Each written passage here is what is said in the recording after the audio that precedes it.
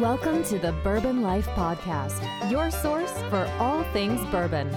Join your hosts, Mark and Matt, as they drink and review bourbons, share news about upcoming events, interview the who's who in the bourbon world, and, most importantly, bring you along for the fun of living the bourbon life.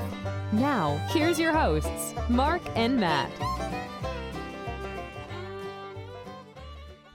All right, everybody, welcome back for another episode of the Bourbon Life Podcast. I'm your host, Mark, and with me here tonight live in the Bourbon Life Studios, it is the Bourbon Life Crew. We've got Philip.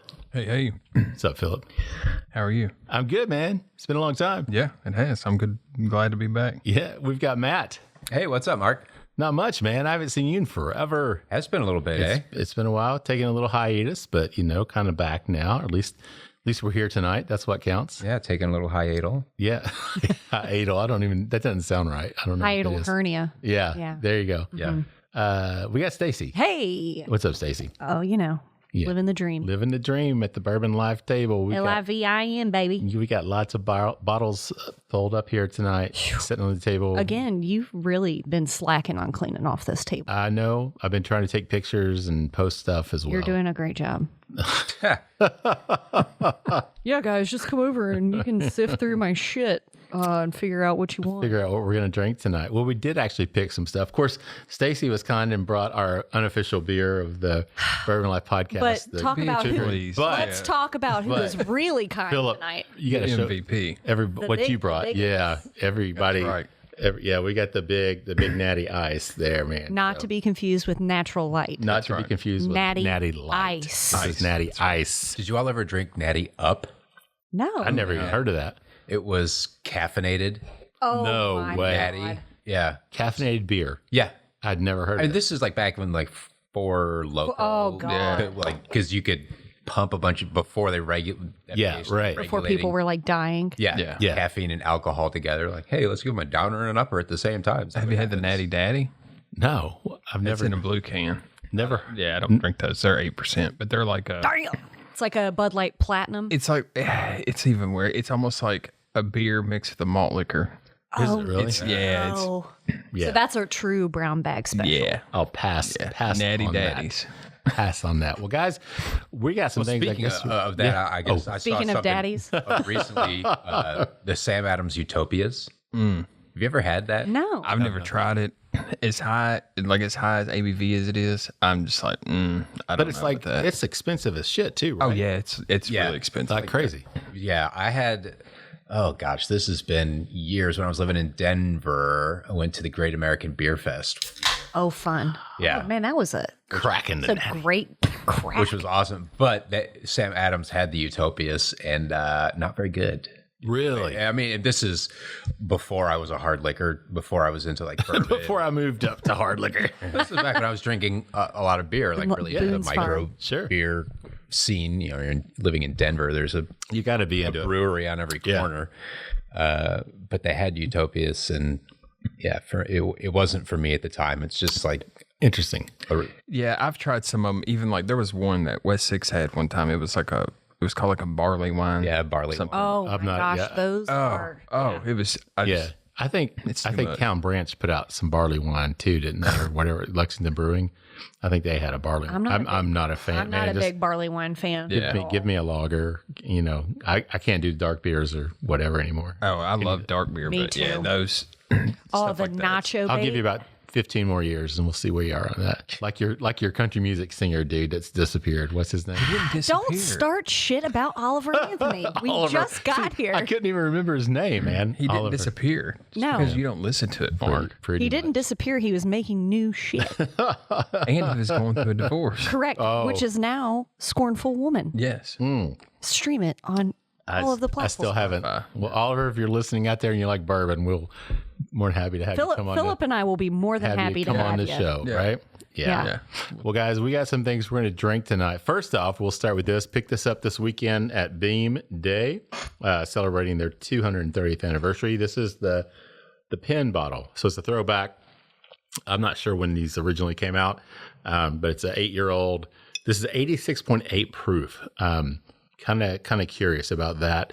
I did taste it at the Beam Day, but I was in such a hurry I didn't really I just drank it and didn't really pay much attention to it. But it tasted good, so we're going to taste it tonight. I feel like it's definitely a nod to like the decanters they used to. Oh, absolutely. And with that proof, that sounds about right. Absolutely. I wouldn't mind seeing them doing some more releases and going back if they could. I love their old decanters. Doing the old decanters because they did I think it was from the 40s through the 90s. Probably not use the lead paint. Probably no lead. That's probably frowned upon. Yeah, you're right. If they could do without the lead. Well, isn't Green River's doing a decanter, right? Oh, that's right. Kind of like They a are. porcelain looking It's thing. bottle. Is it bottle your own? Yep. So And you get the porcelain that decanter and you fill it yourself at the distillery. I wouldn't be surprised. What Whistle Pig did that? The piggy bank. I didn't see that. Oh yeah. It was kind of. It's like a long like hot dog looking pig. Interesting. Decanter. I think they call it the piggy bank. Huh. But I wouldn't be surprised to see decanters coming back. I feel like because there's definitely been a decline in bourbon sales. Like I would say so. Yeah. I think they're gonna have to do something. start creative. doing some stuff because, like, I know for myself, that bottle of the Old Fitzgerald that I got the other day that I texted you all the pictures. Oh yeah. Yeah. That's the first bottle I've bought in probably 5 months. Yeah, I don't know what the just- last bottle is that I bought. Yeah. I'm other than when I go Mark, to Beam, I don't think when that I go you to really Beam need- dinners. Oh yeah, that's okay. That was the last one I bought. I feel obligated, not obligated, but I mean I like their stuff, right? So it's like Jim Beam controls your bank account. they put out They've got a lien on his bank account. Yeah, exactly. Not that this is foreshadowing what we might be talking about. I was going to say that may be a segue into into what our first discussion point is going to be. But before we do that, should we talk about the nose on this? Oh, I haven't even smelled The Beam's 8-year-old. This is the 8-year-old pin bottle, 86.8 proof, which is way below anything I normally drink. Right, so. Okay, elitist. I'm not elitist. I just I'm just I just drink better whiskey than you. know Mark's proof for. you just know what you like, and I like high proof. Mark likes to, I'm not going to remember this shit tomorrow. Exactly right. If I'm going to drink the bourbon, I don't want to remember that I drank the bourbon the next day. I just want to feel. Some folks might call that a problem. Well, some folks may. I mean, we're not drinking to remember, right? Look, there's always I'm here to forget. there's always new doctors I can always go visit. Right? So say what you will, I can replace you just like I do my doctors. So anyway, who wants to jump in, man? Somebody, because I haven't knows it yet. Philip, I'm going to throw it to you. It's got the typical Beam nose, good caramel, a little bit of nuttiness. It's light on the nose, which I'm assuming is because of the proof. Yeah. I mean, because it's got 8 years, but it's a pleasant nose. Mm-hmm. Yeah. Stacy, what do you think? I am thinking of like caramel corn with like a little like a drizzle of like peanut butter chocolate type. I don't know. It's just like dessert.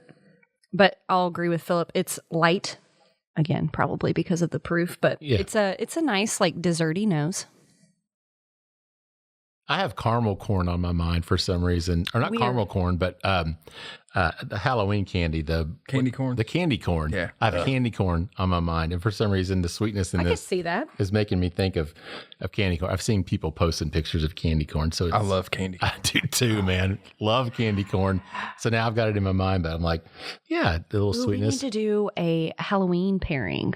Oh yeah, Do like candy we could do that. And Absolutely, Matt. What do you think about the nose? I like it. I think everybody's hit it right on, and it's light. It does not have the nose of a Dusty, so it doesn't go with the. If one were to look at the packaging and say, "Oh, I bet this is going to have that old kind of crusty, musty, dusty type nose," not there. I think it's got a really fresh nose. I get like a lot of vanilla there. To me, there's the nuttiness is there. There's a good amount of corn content as well. Underneath it all, I get like a buttermint. There's like some just like this really kind of almost eucalyptus type bright, fresh, cooling nose. Kind of like near the end of it that's almost like mentholish, like a little buttermint. That's fun. I mean, I really like the nose on it. I mean, nothing wrong with it. It's light, refreshing. Yeah.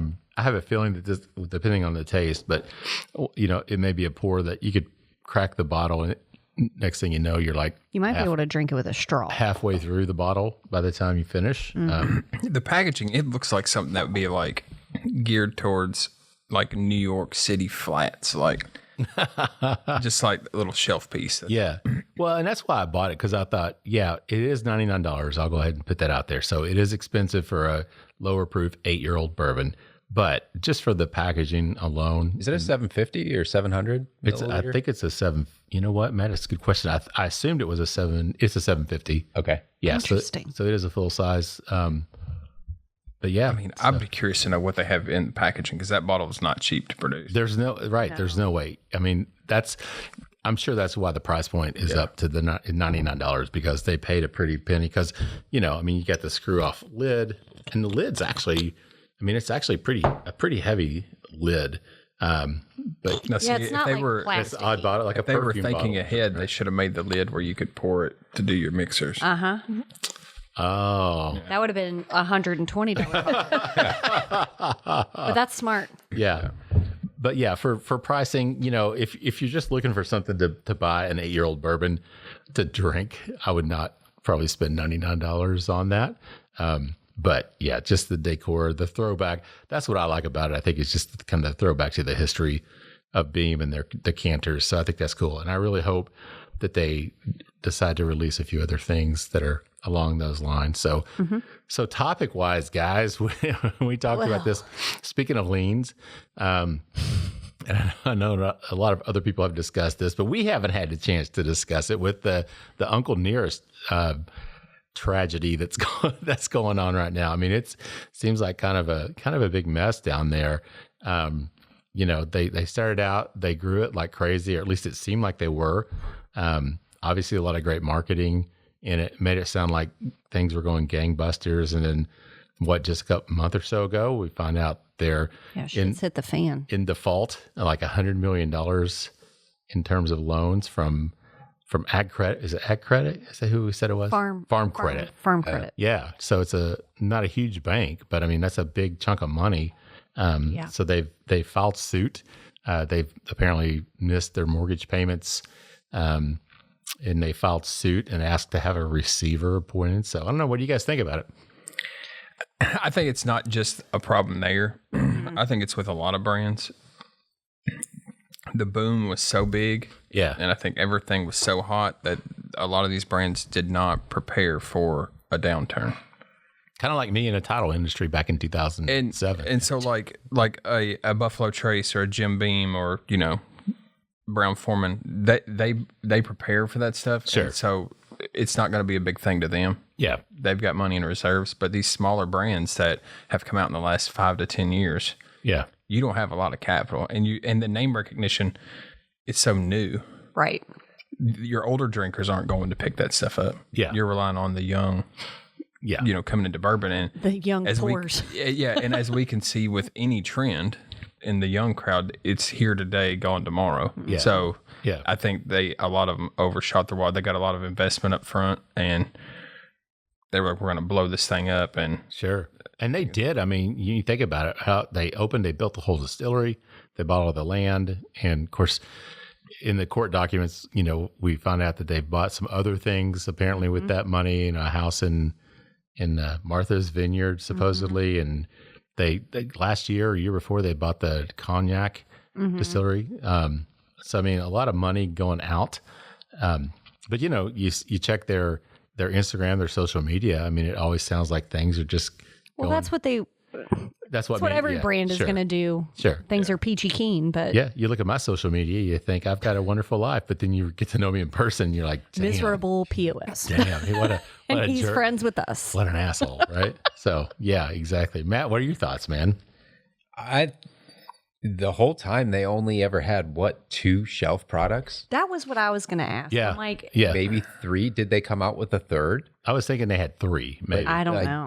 I just remember back to when we had Fawn Weaver on the show. Yeah, that's right. She was talking a lot about growth, expansion, everything that's going on, but there were still only 2 products available, and not even that wide of a reach. Yeah. Right? It was Tennessee, Kentucky, kind of the greater southeast.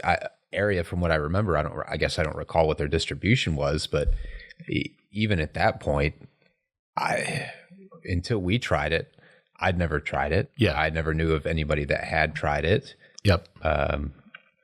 It's all well and good to talk about, how well and good things are going, but until you're moving product, until you're making sales. Yeah. And that was my question. I just wondered, how much were they really moving? Because in this litigation, there's questions about barrels and financing. And, that's a huge thing that people got into, banks loaning money for barrels, using that as collateral. And now, barrels apparently either were missing or barrels weren't actually there at the distillery. Sounds like a lot of issues potentially around their former CFO, whether or not he was involved in shady stuff. I don't know. But it comes down to the fact that you own the company and, you're going to have to be responsible for that. So it's unfortunate because I think they had a great story. They do have a great story. And, we had Fawn on the show and had a great conversation with her. And I think obviously it tapped into a market that probably hadn't really been tapped into that much, especially with the story of Uncle Nearest Green and his, relationship with Jack Daniels, and the fact that I think, if I remember, he was a former slave, I guess. I think that's the story. But if the story doesn't resonate with everybody, yeah, I know. Yeah, it's like that's the thing. Like I'd be curious to see, like, back when they first launched it, like their projections of like how many people are we going to actually be able to reach with this story? Because I mean, sure, the story's great, but it only goes so far. And then you got to back it up with product. Yes. I mean, yeah, absolutely. And then you have to keep innovating. Like, you have to come out with new blends, new stuff. If you've only got 2 shelf products and you've been open for 7 or 8 years, there's a problem. Yep. It's like, Yeah, because they launched in 2017. I can't remember when it was. I think so. But I just looked up because I was like, I honestly, I think I've tried one thing from them, and that was several years ago. I haven't really seen anything else come out. It's not really been on my radar, but they're sold in all 50 states. Oh, yeah. And which that's crazy. Internationally in 12 countries. And I knew that they had worked hard. I knew that they had worked hard to get distribution out there. So, I mean, they were doing what, to me, I thought were, all the right things to get it out there. But, like you said, Philip, the story is good, but it can only go so far. Yep. And then you got to back it up with product. And you got to back it up with, you got to distinguish yourself. And other than the story, that's cool. But then when you get to the product, it's like, is this enough to make me want to continue to buy this brand? And I just don't know. I mean, I don't drink a lot of Uncle Nearest. We had Fawn on the show, we tried it, and I think we liked it, but it's not something like Stacey, like you said, it's not like at the front of my radar. It's not something I'm like, oh, I'm going to go have Uncle Nearest. But, social media, of course, you look and it seems like they're selling out bottles still, and they're selling out their tours, and, they got a lot of supporters. And if you see anybody online that says anything negative about it, man, they get attacked pretty quickly. I mean, they've got, I saw something today that called it the cult following. Oh, okay. So yeah, I mean, it's kind of interesting that there are people out there that are very vocal about their support and very defensive about it all. Interesting. Yeah. So it's interesting. I think they're in the process. They're trying to get a receiver appointed under the court. And my understanding is like the farm credit is going to suggest someone or a group of people potentially to work as the receiver. I think Fawn and her husband as the ownership are going to suggest some people, and then the court's just going to pick whoever that receiver is going to be. And then the receiver will, take over. So Fawn and her husband, I don't think her husband's really that involved with it, but Fawn will still be the face doing stuff. But as far as control, it sounds like they've pretty much lost control at this point. Interesting. So I don't know. Well, boys, I hopped on their website because I was like, I'm curious how many products they have. They have a Nearest Green Tennessee whiskey, 1856 premium aged whiskey, 1884 small batch whiskey, a straight rye whiskey, single barrel whiskey, master blend edition, and then a premium aged whiskey and another small batch. Okay. That you can get together. So they do have more products. I mean, a few more. Yeah. Mm-hmm. So they have 6 or 7. But again, like nothing that's like really jumping out. Yeah, it's not like like the Penelope guys, the route they went, coming out with unique blends of something that, like a limited release product, or Well, maybe Danny and Mike can loan them the money and just take over there. I think that Danny and Mike are trying to, Well, guys, let's. Has anybody tasted this? I've not even tasted it yet. So, Matt, did you try it? Yeah, I did. What'd you think about it? It drinks very Jim Beam, like the nutty flavors come through there. Yeah. That yeast that they're famous for that kind of brings that peanut, kind of dusty sawdust flavor is through there. There's that caramel corn or like that kettle corn flavor as well. Little brightness from like some mint or menthol kind of on the end of it. I think it drinks with a little bit of punch for 86.6 proof. I think it punches through that pretty well. It's good drinking whiskey. Yeah. It's funny because I was thinking about that because I did taste it Saturday at Jim Beam. And when I got the bottle and saw what the proof was, I was surprised. And I'd forgotten that because when I tasted it, I thought, this, tastes in the mid-90s. I'm thinking mid-90s to 100 maybe. And then when I got it and realized it was 86.8, kind of surprising. But yeah, Matt, I agree with that. But yeah, all your notes I think are spot on. It is light. It's the vanilla, the caramel, the caramel corn.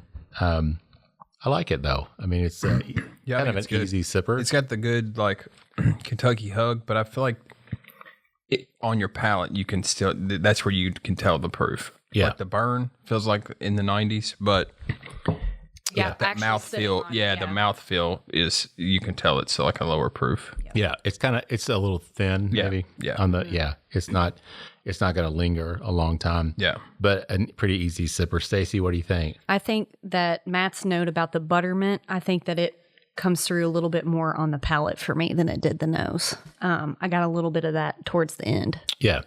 But classic Beam, like the peanut notes to it. But yeah, I think it's good.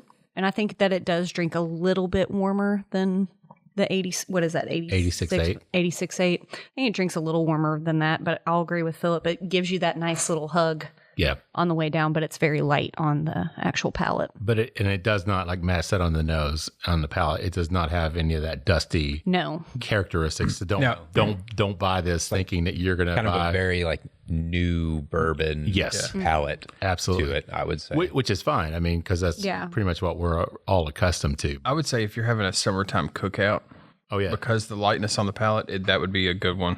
Like if you were going to have pours around the table. Yeah, I would probably make like a highball with this. I don't know. I think it would taste really good, but not for $99 a bottle. I don't think that I'd mix it with anything. Yeah. I think that I think it would kill it. You think so? Yeah, I think it would dilute it too much. Okay. Yeah. Well, that was just my call. Well, your call is wrong. Just kidding. Awesome. Thanks, guys. I appreciate it. You want to make it and try it and prove us wrong? I may just have to do that. We're actually at the end of round one already. I'm not sure how that happened. That didn't seem like over 20 minutes, but it was. We're going to keep a tight schedule because Matt's going to fall asleep over there if we don't. He looks a little bit more lively now that he's got some booze in him. He's perking up. I don't know, man. I should have brought him one of these. Keep up. Yeah. He needs a natty. You want to ride the lightning? I need the natty up. You want some natty ice, Matt? Get you original Four Loko. Yeah, right. There you go. Or what was the stuff that Dave used to sell, Mandel? What was the vodka he had? Oh, Pink? No. What was it? Something. He had decaffeinated vodka, right? Wasn't that Mandel that started that? I can't remember. Wasn't that his first brand? You guys remember? Mandel. Who else did? Didn't David do that? Dave Mandel wasn't his first brand. His first also who is it at Broken Barrel? Oh, Seth. Clink Pink. Seth. Yeah. Clink Didn't he? Pink. He may have. No, or was he like the whip? It's like started the whipped cream vodka. I don't know. But David, what was it called? Well, they put PINK vodka. Mandel was a creator of Pink vodka. So it was Pink. Yeah. Okay. Well, wow. The first super premium vodka infused with caffeine and which means it just had a lot of caffeine in it, right? Until, like Matt said, they stopped allowing people to do that. So those were some wild times. Wild days, right? Yeah. All right, kids. Let's go ahead and take a break, get a word from our sponsors. We'll come back with more with the Bourbon Life Crew in just a minute. Three Chords line of whiskeys embody the spirit of creativity. The whiskey is a true collaboration between producer and composer Neil Giraldo and master blender distiller Ari Sussman. The 3-Chord team of expert blenders, coopers, and sensory professionals have developed a multi-step process they call Perfectly Tuned Taste. This process begins by carefully selecting the finest bourbon and rye whiskeys from Kentucky, Tennessee, and Indiana, and then blending them together. Find out more about the whiskeys and distribution in your area at www.3chordbourbon.com. All right, everybody, welcome back for round 2 of the Bourbon Life Podcast. I'm your host, Mark, and with me here tonight live in the Bourbon Life Studios around the flights of the round table, it's my good friend, Stacey. Don't use my government name. I have a feeling that all of my Christmas bottles from Chad from now on, I'm just going to keep getting more and more letters added onto my name. So the joke with that is that Chad likes to spell Stacey's name like in wrong. Absolutely wrong, and just creative, funny ways. I came up with a pretty decent one. Yours was really good the other night on the chat group chat. So yeah, so Stacey is I'm here. here. Yes. Yep. And then we also have Philip. Hey. So, Mark, when are we going to storm Cracker Barrel? Well, guys, I've been meaning to talk to you about the Bourbon Life logo. I've spent $700 million. Well, Matt's reading that. I spent $700 million. I was telling and I've rebranded. I thought it was a joke. I did too. I man. did too. Like I literally thought, I was like, there's no way that is there. Oh, I know, man. I was like, come on. But It looks like someone went into Canva. exactly. It looks like a high schooler made it. Typed in Cracker Barrel and was like, ooh, this is awesome. This looks great. And I'd read it like 3 different marketing agencies apparently worked on that for them. I don't know. How this There's going to be a HBO Max documentary here in like a year and a half. I can't The biggest scam in restaurant logo making history. Oh my God, man. And it's going to be that one. Whoever was leading that charge, they pulled off the biggest scam ever. And the crazy thing is what the stocks is they've lost like $100 million plus in value since that happened. Over a logo. Isn't that crazy? It's insane. And don't mess with redneck Southerners, man. Don't Uncle Herschel. That's right. Yeah. Don't take Uncle Herschel. Do they have Uncle Herschel's breakfast still? Yes, They brought it back. They're bringing it back. They're bringing it back. They made an announcement, right? Yeah, they announced today they're bringing it back. They better bring the pork chop back too. 'Cause that was delicious. They need to stop microwaving shit and actually make food, man. That's why their sales tanked. Because their food quality went to the shit. food quality, unfortunately. And I've been. That's why I always support the Waffle House. I can watch them make that. Yeah, exactly right. And you know what? Every Waffle House, there's people missing teeth, but by God, the food tastes good. It's consistent. Every time. Like you every may time. get stabbed in the parking lot, but you know you're going to get a good waffle afterwards. You know what? Get scattered. That's how you know. Yeah. If you get stabbed, you know Walk it's been a into a good day. clean Waffle House? No, I'm out, man. Oh, we also have Matt. Yeah. Now, Okay. I forgot to introduce He Matt. was reading. Matt was reading. Yeah, I was. Reading is hard. Okay. Welcome back, Matt. Hey, Good- thank you. Good to have you back around the table, man. It's good to be back around the table. It's been a hot minute, for sure. Yeah, what the hell's going on? It has been hot. It has been hot. Oh my Now it feels great though, man. This is false fall. Yeah, fake mid-September, fall. it's going to be back to 90. You know, just in time for the Bourbon Festival, it's going to be back up to 90. Say it. Don't speak it into existence. We'll talk about that next round. But yeah, so this round, Stacey, hey, you chose our pour for this round, and what did you choose? I chose the latest release of Bombergers, Bombergers, yes. which for those of you that don't know is a Michter's product. You're working that bottle. Can you? So is this a family name too? Because I know like Matt's got the data sheet. Yes. I think it was. yes. 'Cause I've always wondered that. Shinks was, and I'm pretty sure Bombergers Bomberger's was. Declaration, Kentucky Straight. Somewhere. Vintage, your bottling, these distinctive to there are Michter's production taste. All right, you talk amongst yourselves. Yeah, we're Matt's reading the. Yeah, I was just marketing curious if sheet this was like a name that they bought off another brand. And I think it. In 1753, Thank you, Matt. Thank God. Swiss Mennonite farmer John Schenk founded Schenk's Distillery in Pennsylvania. This distillery was later renamed Bomberger's Distillery in the 1800s before its name changed again to Michter's in the mid-20th century. There you go.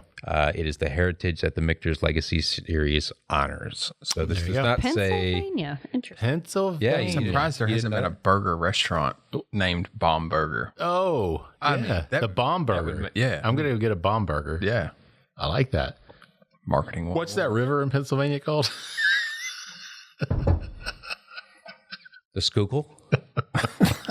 I don't know. I've not been to Pennsylvania. Are you talking about the Monongahela or whatever? The Monongahela. Whatever.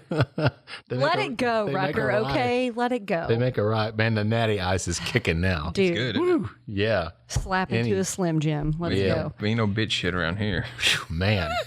Anywho, has anybody knows this yet? No, I haven't even finished talking I'm about sorry, it yet. Stacey. Shit, God. Tell us about what we're drinking. We are drinking Bombergers 2025, 108 proof. This is bottle 448 of 2,679. Wow. Well, that was very kind of Michter's. Thank you, Michter's. Yes, thank you. Do we know, are they still, is this, because I know at one time they were, some of their barrels were sourced. Are they fully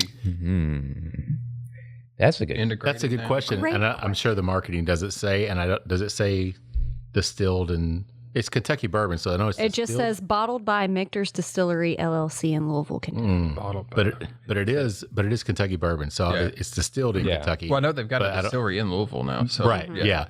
That's a great question. I'm not sure if these Matt, does it even have any reference in terms of age? Yeah, I didn't think. No. They don't ever say. They never. Yeah. Also, I never noticed, and I'll have to go home and look at my 2019 Bombergers. They've got a little horse and carriage on here, like the Mennonite. Or Like a Mennonite. Mm-hmm. Yeah. it's pretty cool. There you go. Yeah. Very cool. Interesting. Phil, Honoring American whiskey sorry. tradition. Okay, Thank I'm you. done now. Yeah. And that's always released at the same time with the Shanks, which they also sent us. We're not sampling tonight, but they did send us the bottle of Shanks, and that's American whiskey. That's Kentucky whiskey. Whiskey. Yeah. So that is not a bourbon. That's a whiskey. Whiskey. Matt, what does it say what the retail is on the Bombergers? That's a big negative. And I have no idea. Let me do some Googling. Yeah. Philip, let's jump to the nose. What do you pick up, man? I feel like we're just rambling. I get a lot of cherry. Yeah, I do too, on man. on the nose Yeah, of it. Absolutely. At first, when I first nosed it, I was like, oh, that's like kind of a plasticky. Really? But Okay. then once I let it air out a little bit and really starts, it's like it's got a really nice cherry, like a cherry pie filling note to it. Yeah. Damn. What I'm seeing online, ranging from 120 to 140. Okay. So it's a pricey bottle, okay. right? This one is 169. I doubt that it. No, I don't think it's that high because I think when you buy them at the distillery, they come in the set. Oh, I think that you're I think correct. you pay like $200. Okay. Gotcha. Yeah, I don't well, that think makes it's that sense because they always ship them together. Yeah. When I get them, so which is nice. And I think they only, do they release these in the store or it's only a distillery? They do in the store. Do they? Yeah. Okay. Yeah. Yeah, a lot of sites are saying 159 or 169 Gotcha. ish. Anything else stand out, Philip? Maybe a little pie crust. It's a very desserty. Obviously, it's got a lot more punch than the Beam because of the proof. But, Yeah. but it's because it's 108, right? yeah. Yeah. Yeah. Matt, This what- is probably more your wheelhouse. yeah, it's getting there. Kind of reminds me almost like a Heaven Hill It's like drinking product Natty Ice. with that. Matt, what do you get, man? I like that pie filling note, Yeah. Philip. It's almost coming across like a little bit tart, like raspberry, kind of like stewed down raspberry. It's got a little bit of a zing to it as well. Kind of, I can feel it in the nostrils as I nose this one. Stings. Filled in my snares. Maybe mine's just coming across a little. Maybe I got the neck pour. I wish Chad was here. So Actually, I think you did get the neck pour, Matt. So take that for what it's worth. Mine's a little singy to the nostrils, so maybe it just needs to air out a bit. But it's very dessert forward. I think, like Philip was saying, there's a lot of notes of like fruited pie, fruit filling, a little bit of orchard fruit with this one as well. A touch of like undertones of oak and vanilla. It's like a Mennonite bakery. exactly. I know what they Damn were it. going for. A Mennonite I get it. bakery. This blend, that's what they were going for. Stacey, what about you? Well, I was going to make a similar joke. You jerk. But yeah, I agree with all of the above. I was getting, before he said pie crust, I was getting like graham cracker, but Yeah. essentially same concept there. Very dessert forward, but it is a little astringent on the nose. Maybe that's where that plasticky Yeah. ish was coming through. But I think after I give it some time to air out a little bit, it might die down. But The cherry was the first thing, like you said, Yeah. that popped out. she's mine. I keep getting like a note of of a spice, but you said like pie crust and things like that. So maybe it's just me interpreting a pie crust with maybe spices in it or something. I don't know. I can't. Matt, do you get any spice on this at all? Is there anything that stands out? Maybe when we get to the palate, but I think the nose for me is just very luscious, fruity, fruit sweet. So what hit me, and have you all ever heard of camp pies? Have you all ever had a camp pie? Yeah. So I had those for the first time this past weekend. And it was Okay, elaborate. So there's these little cast iron square things on a stick. You put butter in it, piece of bread, pie filling, another piece of bread with butter, and then you stick it in the fire, and almost like you would grill a grilled cheese. Yeah. They are so good. Yeah. What kind of pie filling did you use? Cherry. Oh. And that's what it this reminds. nose. Yeah, this nose really. Come on, Stacy. I don't know. I was just Camp pies. I'm getting some of those. So you all come to the Halloween party. We're gonna have some camp pies. We're gonna be there. Gonna be there for sure, right? That sounds great. All right. So this round, what are we going to talk about? I hear like this low hum. Do you guys hear a low hum? Mm-hmm. I wonder where that's coming from. Anyway, sorry. It's coming from upstairs. Is it? It's me. I've been doing it this whole time. Just My wife's You doing take your something headphones up upstairs. here. It Thanks sounds a like lot, Mrs. Bourbon Life. Sounds like maybe she's not even here. She was at the store. Dang. Oh, it's the AC, I bet. Probably. Oh, well. Sorry if you guys can hear that in the background. I'm not going to edit that out. How because dare you? we just roll. Keep your house comfortable. This is authentic. We don't cut shit here. Philip's in his fleece. right. I'm in Flannel, my I'm Gulf in my of a- fleece. You're man. in your fleece. Matt's in his hoodie. Shirt. Stacy's over here just letting it all go with just short sleeve shirt and Yeah, everything. because man. I'm just, hot natured. Okay. Is that what it is? Yeah. Yeah. Might be that badass attitude. Maybe. Yeah, it might be because she had a hot night, but I'll tell you about that a little bit later. I'm not going to, yeah. Whatever, bro. Bro. So, topic. Stacy, you had a topic that you thought of. So, Whiskey Row is up and happening right now. You've got Pursuit that's opened up, and then we were talking about Green River. You had mentioned the decanter, like bottle your own or whatever. They're up and coming, and then Bill Bender released today. Was that today? Yesterday. I didn't see I that. saw Recently. the post today. Okay, I didn't see that. Opening somewhere in Louisville. I don't know Okay. if that's going to be on Whiskey Row or not. The but buildings kind of looked like it was down. And I don't know. It looked like it was kind of down by like Peerless. The style of the okay. buildings Yeah. kind of looked similar to that. regardless, Louisville is booming. Yeah, with bourbon all of stuff. the bourbon stuff. But then you have, the lovely Dark Arts who just opened up their place in Lexington. In Lexington, yeah. Do you think that Lexington's going to have that kind of boom to try and keep up with Louisville? I don't know. I mean, I think most people go to Louisville just because the location and it's easy to more hotels. I mean, we've talked about that before with the access to the hotels. Excuse me. More rooms there. Probably more things to do than Lexington. Well, definitely more things to do. Well, and it's all walkable because everything's right there on Main. yeah, Lexington is hard because everybody is scattered about. I mean, they're great Lexington's places. a traffic nightmare. Great places to visit, but at the same time, it's like you said, you go down Whiskey Row and you could just walk and hit a bunch of places. Well, so. the problem with Lexington, and I know I've gone down this road before, but since we're talking about it, I'll go again.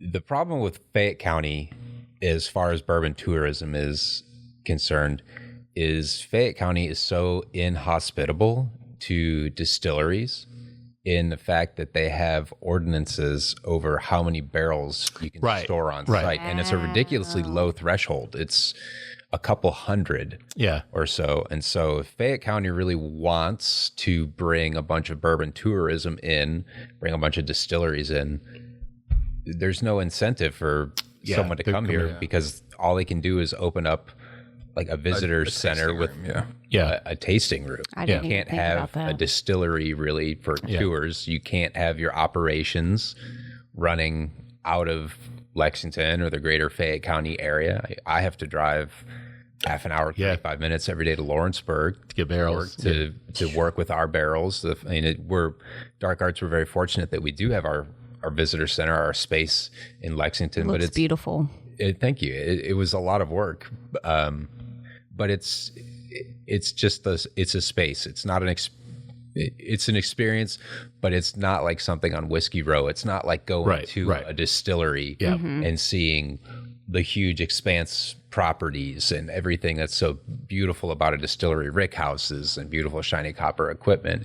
And I think within Lexington, it's not there because the ordinances, the city is just so inhospitable. Like James E. Pepper, I think might be, and RD1's new facility might be the only two real that's true. big places within Fayette County. Do you think it's like a fire thing? It was, because there was a huge fire back in the day, I think in the original James E. Pepper campus. A big fire that burned most of that down. And so then after that, I believe, and I could be completely wrong, this is just all what I believe I've heard, afterwards ordinances were passed on how many barrels someone can hold on site within Fayette County, which is why all Fayette County distilleries house barrels elsewhere, or any whiskey company that operates out of Fayette County has warehouse space all over there. And Lexington's kind of landlocked. Like, it is. There's no way to expand. Nowhere to expand on that. So, but I don't know. It's kind of funny because, you think about, people talk about, the bourbon industry's in decline. We talked about sales. I mean, obviously, I think sales are down. But these experiences and these things keep popping up. So, I mean, there's obviously still interest, right? Oh, yeah. For sure. So is it the people that are just already in it? I mean, like us, we're already fans. Or are we still, is the industry still attracting new people to the... I don't know. Because I think that where they have everything set up on Whiskey Row in Louisville, I mean, that's like prime real estate there. You've got people coming in from all over. You've got the KFC Yum Center and everything out there. So people are coming in for concerts, what have you. Lots of restaurants are out there too. So if somebody's going and having a drink somewhere, might go pop in and I don't know. I just think that really they've locked in on a... It's kind of like going downtown Chicago on like the Miracle Mile on Michigan Ave, or like going to DC to the Smithsonian or the mall, where like everything all the museums are like in a row. I think Louisville has that really great feature about it downtown, and it was like a lot of those buildings were distillery property back in the day, correct? So what we're seeing now is kind of a resurgence of it coming back. That's pretty cool. So I think with Louisville especially, the drive is for bourbon tourism. Like people go there, bourbon fans go there just to hit Whiskey Row to see all these different stops and do everything downtown Louisville. And if anybody from out of state like has asked me, I'm going to come do the Bourbon Trail, but I'm only going to be here for 2 days. Where should I go? Well, of course, I'm going to say go to Louisville. Go to Louisville. Well, if you want to easier. maximize your experience. I agree. Yeah. And I've arranged people that come in. I've helped them arrange stuff. And there's a lot more accommodations like right there too. Absolutely. Mm-hmm. You've got several hotels that are right there on Whiskey Row or like the next street over. And don't get me wrong, because we love Lexington. But there's not as much to do. I think there's a lot of work that could be done if we're going to really promote bourbon tourism here. There's, I think, a lot. Yeah. Well, just like we were saying, it's all spread out. Like, you got to drive all over the place. There's no like real central campus, say, where it's all located.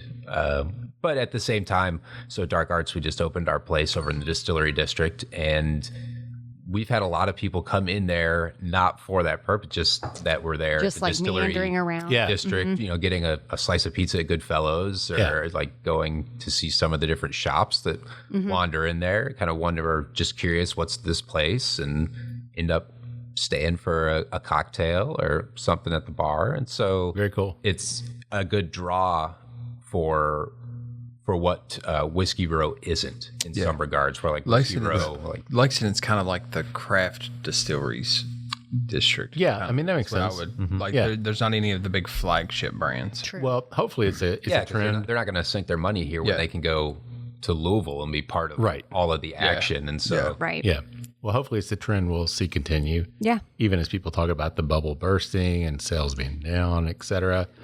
Which, like you said, maybe it is for actually going out and purchasing a bottle itself, but maybe not all whiskey experiences in general. I think the chasing bottles. Yeah. I think that's where that's died down quite a bit. Well, guys, let's talk about, because we're almost at the end of the round again. I don't know how it's happened. You guys are so easy to talk to. So, Stacey, what do you think in terms of the palate? I haven't even tried. Really? Matt, what do you think about the palate? I haven't tried it yet. Philip, what do you think about the palate? Mark, what do you think about the palate? It's good. When I first sipped it, it was, the dessert was like boom. Now that it's set for a little bit, I get a lot more of that peanutty, Almost, it's very reminiscent of a Jim Beam. Yeah. Like a Knob Creek. Yeah, the palate's different to me than what I got on the nose. Yeah. Like spicier. Almost get like a little butterscotch on the palate as well. The heat comes through at 108. I do like that. But yeah, it's different. I mean, the palate and the nose, I don't feel like match up like I thought they might. So, Stacey, what else you get on the palate? I get a lot more heat on this than I thought that I would. Yeah. I was expecting this to be a little bit more dessert forward to match the nose, like what we just talked about. But I really like it, but I don't think that this is quite like other Bombergers that I've had in the past. Not that it's a bad thing. I was going to say, think it's different. It's just different. I think that the cherry note and like what Philip said, like a little bit more of the like Jim Beam influence came through on this for me, and I found that a little bit surprising. It did remind me of like a Knob Creek pick. Makes sense. Matt, what about you? I think it's good. It's spicier on the palate than the nose would give off. I think it's a little short. Yeah. Like the finish is a little short on it. But to Stacey's credit, I think that's one of the things, and we've been very fortunate to be on Michter's good graces and receive enough that it's fun tasting these things year after year. And kind of like the same thing we always do with Michter's 10 and comparing year to year just to see like how the same product is different every year. And it's nice to have a brand sometimes that brings out these big flagship whiskeys, but every year they're okay with it tasting different. Yeah. Yeah, no, I don't hate on it. Oh, yeah, not at all. It's just different. I was hoping that cherry orchard fruit Matt talked about, all that desserty stuff would really carry over to the palate, and I don't think it does as much. I mean, not that the palate's bad. It's just different than the It's honestly like two different bourbons. Yeah. Yeah. And sometimes I don't like that, but in this case, I'm good with it. I don't mind it. Not at all. Because they're both pleasant, right? Because sometimes you get a nose and you get a palate that tastes bleh, or you get a bleh nose and the palate's like, ooh, that's actually really good. In this case, I really enjoyed the nose and I enjoy the palate. So it's just even though they don't mesh in my mind. But yeah, I still like it. But coming from that 86.8 this will wake you up a little bit. Yeah. Up to 108 proof, it'll definitely let you know it's higher proof for sure. All right, final thoughts. Would you buy it? Oh yeah, I'd buy it for sure. Yeah, Matt. That's like hell no. I think I would let this one go. Let it pass. I've had looking back at last year's. I think last year the palate, the profile was just a little bit more of what I like. But this is very good. I'm sorry to sound. No, you're giving your honest opinion. Conceited. We try to be brutally honest here at the Bourbon Life Podcast. We do, and then sometimes we get yelled at for it.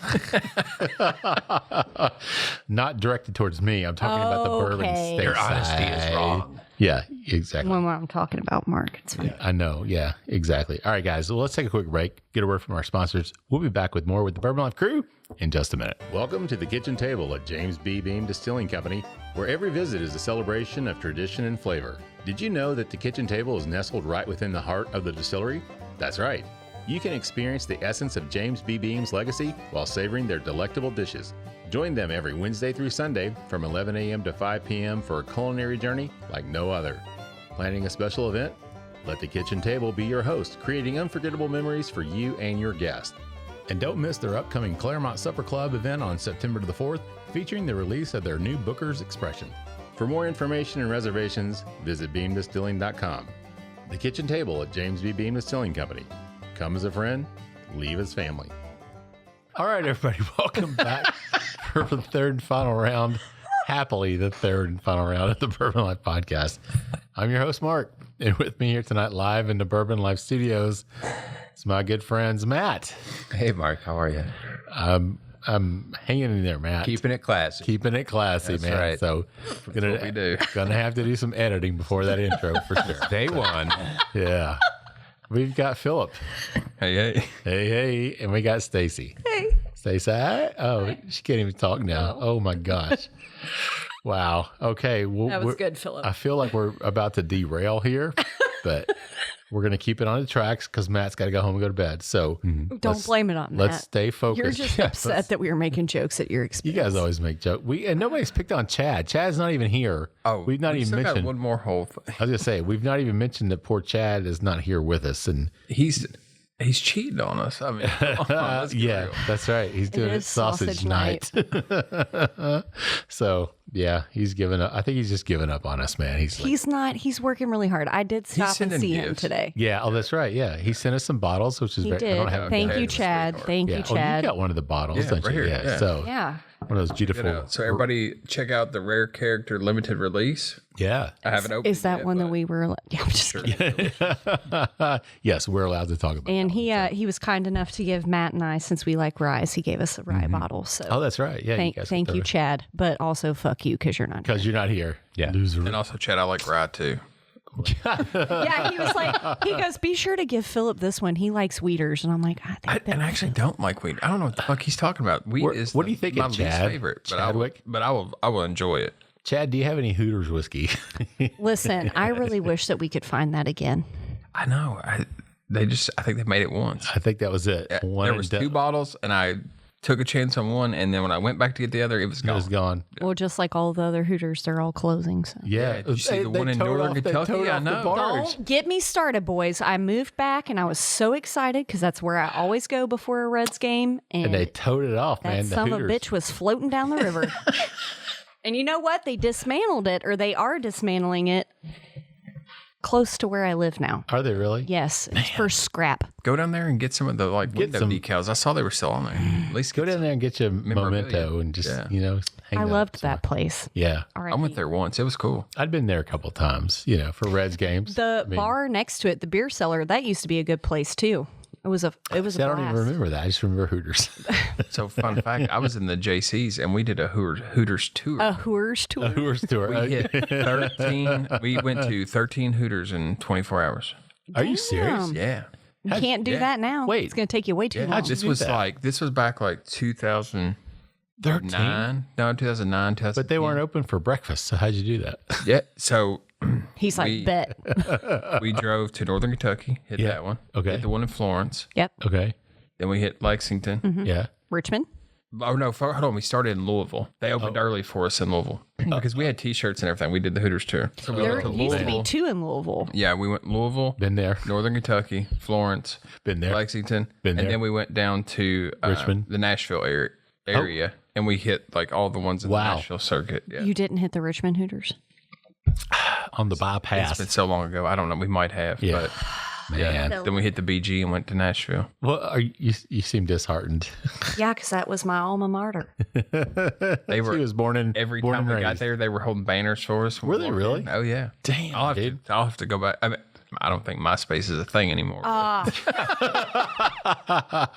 There was pictures out there. Just email Tom. He's probably still in your top 8. Tom, so. what he sold? How much did he sell that for, man? Like $250? It was a lot. Like some crazy 35 years I saw old. a story about him about 6 months ago. He just flies around the world taking photographs. Hey, Like man. he's just Look at living. this He's just living the life. Yeah.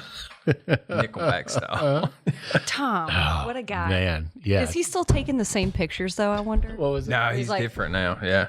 He looks like I don't have any financial responsibility. I don't care anymore, Well, right? no. chilling. Yeah, absolutely. It looks like Danny and Mike. I'm going to become a pilot and just forget about everything else in life, right? So, anywho, all right. So we got something else. Matt brought this. Any Hooters? Any Hooters? Oh, hey. Great segue. Hey, Well another done. sponsor for the podcast. We can rope them in. Man, they're Need going. the They're in support. bankruptcy. I Hey, don't think they're going to. don't you even? What? No, I love Hooters. Just because they're in bankruptcy don't mean they ain't got money to sponsor. They make my podcast. favorite Let's chicken just hit up sandwich. John Daly. They make my John Daly. Yeah. What's his drink called? Good boys. And they are delicious. I've never had. I've one. never had one either. Oh, But See, my that's the God. problem with the bourbon industry now because people like you are going and drinking these damn Hey, seltzers guess and what? stuff. It's not a seltzer. Hold Oh. on. It is an Arnold Palmer. Okay. Oh, So it is okay. vodka, lemonade, Uh-huh. and tea. But then he has different flavors. So he has peach, blackberry, raspberry, and traditional. Yeah. And you know who does not support responsible drinking, John Daly. Correct. On the podcast, he said I can drink 40 of these in a day. Yeah. Man. Now, Sorry, what else but is killing the bourbon industry is the hemp drinks. I bought some today Where are they? Total Wine. Nowadays, But where are they? In my car. Why didn't you bring them in? Because I don't want to share them with you. They're like $20 a pop. It was right? $27 For a 4-pack? No, this one was a 8-pack. It's a variety pack. The cornbread 4-pack's like 20. But they are so good. The salted watermelon is my favorite. Have you tried High Rise? The best. Yeah. Really? Out of all of them. Okay, we're on a bourbon podcast. We can't talk about the THC. We'll talk about this afterward. Drinks, man. Come on, Matt. Sorry, Matt. Matt's Any I'm sorry, Hooters. I know all about this. Matt's No, ready. this is all like straight over my head. Matt's ready to talk about. Matt what brought he us an extra special pour. I'm sorry, Matt. We've derailed, and that's my fault. That's fine. I'm just fly on the wall while you all. He's like, you degenerates. He's like, I just want to go home and go to bed. But I did bring something fun for us to drink, and this will probably segue nicely into our next topic if we actually make it there. Hey, we'll get there. But I brought a little prequel of a Dark Arts bottle that will be for sale at the Kentucky Bourbon Festival. Whoop, whoop. This is a 7-barrel blend, 4 individual barrels. 1 barrel was a triple barrel blend. So we had a triple barrel blend, and then 4 other barrels went into that. So Okay. that makes 7, right? Yeah. Yep. 16 year, almost 16 and a half buff turkey. Ooh. So the buff turkey everybody's going crazy about. We put a nice little blend together for KBF, for the Kentucky Bourbon Festival. We are going to be there. Dark Arts will be there. We'll be pouring, I don't know if we'll be pouring this up as much, but we'll have certainly some other stuff, and we will be selling. But he will for us. It's under the table. This there for I think $2.99 Okay. suggested retail on it. Sample I have was taken before it's been bottled, so I don't know final bottled proof, but I think this sample is about 118 and a half Okay. Nice. proof. Now, Matt, will it be that same bottle design? Or- It'll be in the same glass bottle. I'm not going to show it here since it doesn't have a label on it. Sure, yeah. But it will have our Dark Arts. okay. I was going to say, that's your traditional bottle. Our traditional glass bottle, but then it'll have the black Dark Arts label, which we designed specifically for the 15, 16 year. Is there a D on top of the... Yes, on top of. Oh, that's cool. But he I just can't- now noticed that. Don't make him show it. He can't. I know, but I Well, he just... can take the Okay, topper that's off and pretty. show it. That's Yeah. very pretty. Yeah, on the topper. The topper. That's nice. Very nice. Very nice. Yeah. Yes, our topper. We're hoping that we gave people a nice enough topper that they will reuse the glass bottle, maybe Sure, a man. decanter if you pretty. want. We'll try to keep them out of landfills. So try to give everybody Save the something. planet. So if you're at the Bourbon Festival and you want to tell Matt that you listen to the podcast, go by and say, let me get a pour of that Dark Arts. Yeah, absolutely. But we will be selling this. I don't know when yet, what times, what days, but check our social media. I'm sure it'll be announced on there, but wanted to get it in front of you all so that we could at least talk about it. appreciate And before it runs out, everybody could get a chance to try it. Yeah. And so the Bourbon Festival is, well, this comes out Friday, so it'll be next Friday. Yep. September 5th, 6th, 7th. 7th. Yep. Exactly. So it's upon us. I can't believe September is already here, man. It's insane. Kind of crazy. But yeah, this buff turkey, I've tasted a few of these over the last few months. And yeah, Matt, people have gone nuts for it. Did this come out? Were people releasing that as a 15-year-old originally? Did you guys? Yeah, started as 15 that's years what I old. thought. Most of the ones that we saw were distilled, I think, in March of 2009. Okay. Yeah. So some people were releasing them at 15, some people waiting at 16. But yeah, Dark Arts started, we released a couple at 15 and a half, but now 16 and a half. So for people that may not understand, Matt, what is buff turkey? Oh God. It's What? no, it's Mark when he did the Iron Man. Mark was the buff turkey. He was the buff turkey. Long time ago, about almost 15 years ago. It is Wild Turkey's mash bill was distilled at Buffalo Trace using Buffalo Trace's grain, Buffalo Trace's yeast, Yeah. Buffalo Trace's equipment, obviously, and Buffalo Trace's barrels. Yeah. Is my understanding. I don't know how and why that was this had happened. Yeah. Some of it was aged at Buffalo Trace or in Frankfurt or at different Sazerac campuses. Some of it was aged in Lawrenceburg. Yeah. Okay. Anyway. Well, no, that's a good explanation because I'm sure some people are there like, what's buff turkey mean? But yeah, So- a bunch of this whiskey came available to the public market in the last year. Yeah. And it's pretty rare to find, and it's all been pretty well snatched up. Oh, yeah. Yep. Absolutely. So, nosing wise, Stacy, what do you get? This is like dark brown sugar, like brulee-esque to me. It's very complex, deep on the nose. I'm getting some like dark fruits on it too. Like I don't know, almost if you took like some cherries and just kind of like Stewed them down? a Matt's little bit. stewed cherries. Stewed cherries. That's what I'm getting from it. Very deep, very complex on the nose. Yeah. You've taken those sugars and really concentrated it, I think. Matt, what about you? Yeah, I have to agree with that. It's a lot of brown sugar, a lot of really dark flavors, dark notes come across on it. There's like a stewed apple, stewed cherry, like Stacy was talking about, almost like cherry cola or like a rock and rye cola, oak, but not overly, almost like toasted smoky oak underneath. I think to me, it's got a very nice quintessential Kentucky nose. Mm-hmm. Yeah. Like a nice aged Kentucky whiskey nose. Yeah. Philip? The cherry cola, that's dead on. Yeah. It's almost like Wild Turkey and Buffalo Trace had a baby. And it's right here. It's a buff turkey. And see, I pick up those notes of like the leather, a little leather, and even tobacco off of this, like cherry tobacco type of aroma. But this is a really nice note. dude. This is like right in my. This is good. This is what I would pay big money for. And actually, Matt, when you said the price, it was not surprising. I mean, at a 16-year-old, so we said 16. 16. It will not be 16 and a half. Yeah. Well, and this isn't something that's just made every day either. Like you're not going to be able to find this. But at $2.99, because some people may be like, "Oh my God, that's a lot of money." Yeah, it is a lot of money. But if you look at other brands that have put out 13, 15-year-olds, and they're selling for $450 or more, I mean, to me, this is pretty much right in line. And I mean, the color on it, he didn't hold up the bottle, but the color is a little bit deeper in the bottle. But I mean, like, look at that. And if you're nosing this is right up there with Antique Collection or it's for sure. Absolutely. But it doesn't give off as much as like the dusty, like funky vibes that you get with something older. I think that has enough of the oak, but it's not over oaked. Yeah.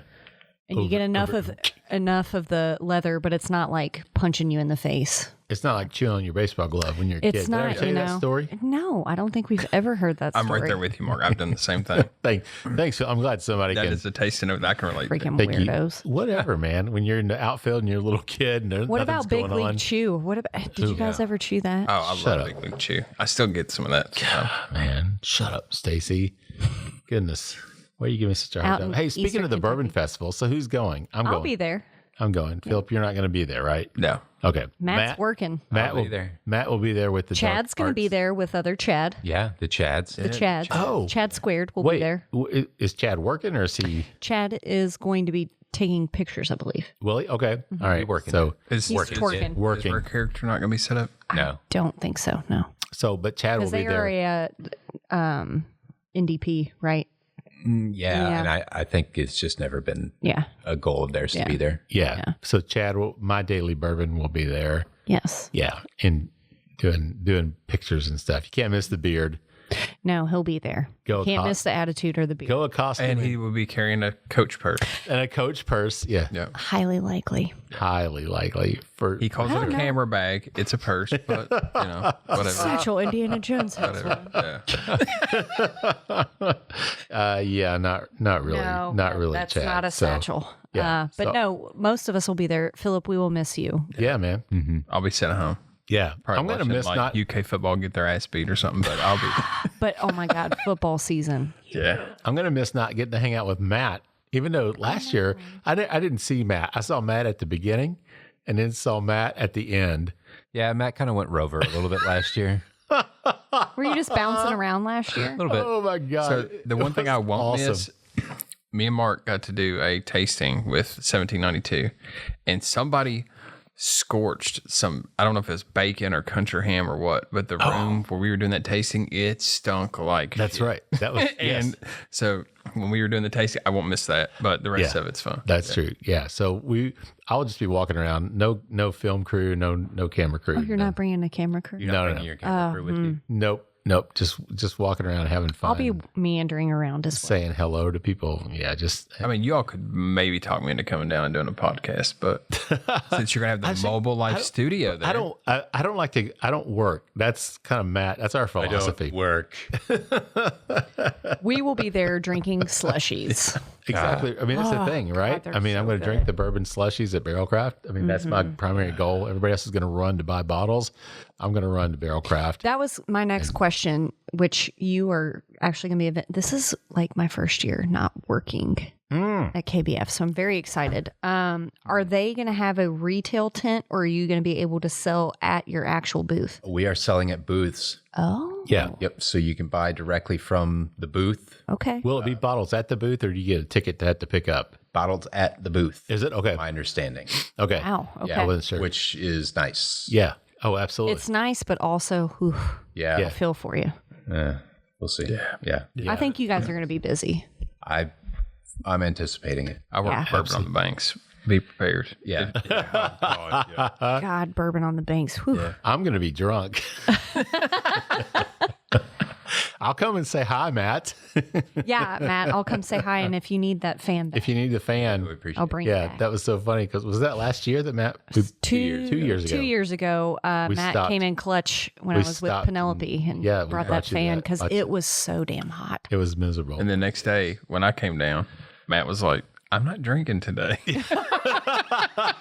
Matt did come to the booth a couple times. He's like, "Hey, what do you have?" And I'm like, "The same thing we had 2 hours ago, Matt." And he was like, "I'll take another one." Look, our philosophy, the Bourbon Life philosophy is the KBF is not for work. Right? It's so much fun though. Like you get to see a lot of people. I mean, is. sometimes that you only see once Exactly. a year, Yeah. or that may be the only time you ever And see them. you know what? We interview them or whatever, and we get to know these guys. But when I'm there, the last thing I want to do is sit down and interview somebody and feel like I'm working. So yeah, I mean, the goal is just to go and Drink responsibly. No chugging. No chugs. I do have a designated driver every year. Matt and I both have a designated driver. I'm going to miss Matt dressed up in his leisure suit we did that. What was it? A disco party? Yeah. Disco at Bart's. Oh yeah, Bardstown Bourbon. Bardstown Bourbon Company. Dude, I'm Matt was going to decked their out. event on Friday. That was awesome. This year is like vacation, something like postcard, Okay. something. Yeah, I'm Beam dinner's Thursday night. So of course you're Be going going- to Beam dinner. going to the Beam dinner. Are you sleeping in the camper and staying in Bardstown? Yeah, I don't think so. Yeah. But I hope to have the RV there.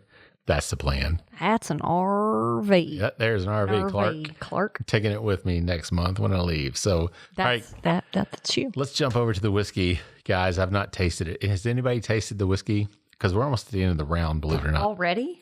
We're 20 minutes in, Oh my lord! and I'm not. Matt, did you taste? You've I tasted have. it. I have. Why don't you just? I'm just going to throw it Matt to Matt. tasted it a lot. Yeah. I mean, he blended it. So Did you blend this, Matt? No. Okay. I was not the brain behind it. Did I physically dump the barrels? Yes. So you had some manpower behind it. So we can call you the sort of blender. Yeah. Because you physically in did a it. sense. The physical blender. The physical blender. Yeah. The physical blender. It's spicy.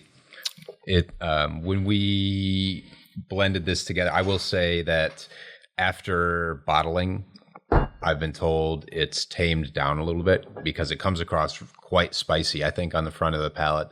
Even at 118 proof, I think the initial sip is a little warm. Yeah. It can be a touch off-putting to some. but that's just, I think, the bottle that I have. Again, I was told after it was run through filtration and bottled, it tamed down and sort of smoothed the front end of it out.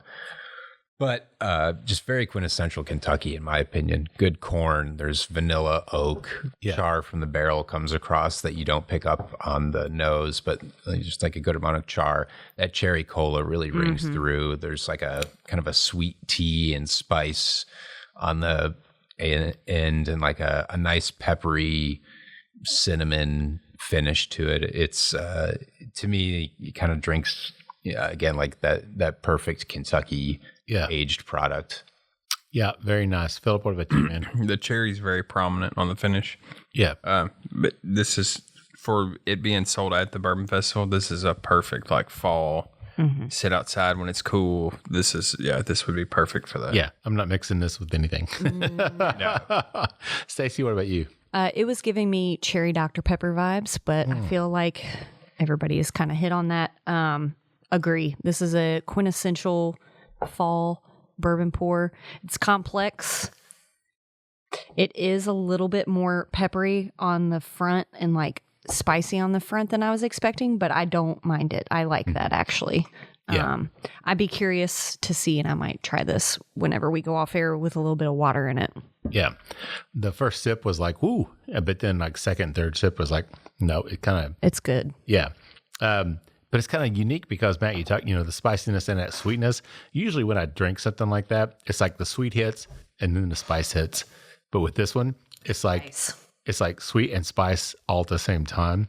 It's very unique, but the flavors are great. The cherry cola, I mean, it's again a quintessential Kentucky bourbon. Takes you back to your old Hooter days, don't it? Takes you back to those old Hooter days, hanging out, drinking Coors Light. No. No, this is really good for $2.99. Yeah, I would definitely buy this for sure. Unless you just want to leave that bottle you got there. Yeah, just forget it here. Just forget, Matt, and leave that. No, it's good, and the color on it's gorgeous too. And absolutely, you can really taste the manpower. Yes, that Matt put into the Matt power, the physical blend. It's like it's almost like an Iron Man. Pick that barrel up. Oh my God! Right? Dumped it himself, man. Well, kids, we're at the end of the show. Kind of crazy how fast that happened. I still have like a third of a beer left here too, so I'm gonna have to work on that. Philip's like, screw you guys, I can't believe you. What we are a few drinks ahead of you before you even showed up, man. So just let it go. All right. Any final thoughts, Philip, before we get out of here? No, it was great to be back, and I look forward to the next one.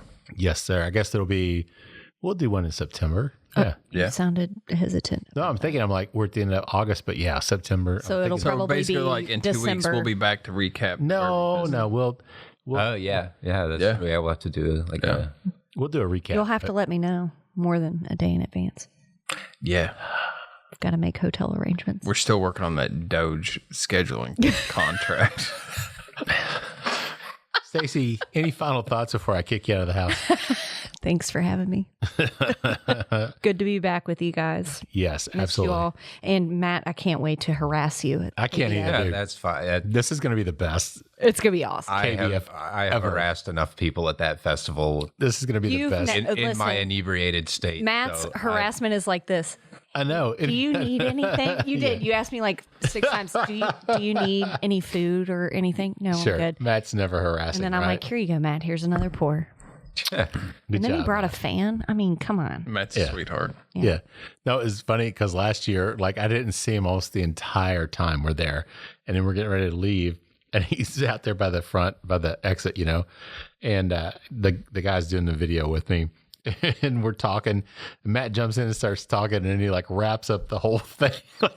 Been part of it the whole day. And he just jumps in and wraps it up. And I'm Attaboy, Matt. I'm like, I can't say it any better, man. Matt, speaking of wrapping it up, Matt, what are your final thoughts there, man? Bag them up. Yeah. Bag them and tag them, baby. Final thoughts. Good to be back on the show.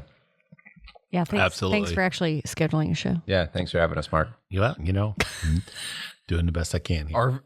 Our listeners are going to be shocked. Come Friday, they're going to be like, oh, shit. I know. A live show with Randy, live show with you guys. Matt and I are going to do the show next week with 3-Chord Bourbon. So I'm working on it, man. So, well, thank you guys for tuning in. Like Matt, usually always says, but didn't say tonight for some reason. Whatever time of day it is. He's out of practice. Morning, noon, or night, whatever time of day it is, you get your Bourbon Life fix. We appreciate you tuning in. Thanks for joining us.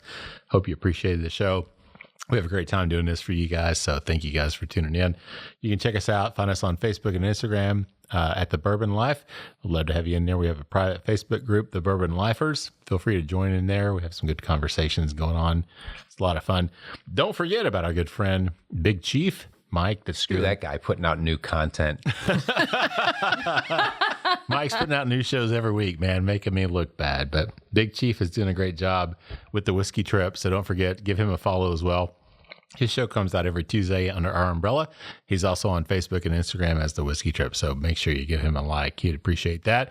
With that said, I'm going to wrap it up, send us home with our tagline, which is, may your glasses always be full, and may you keep on living the Bourbon Life.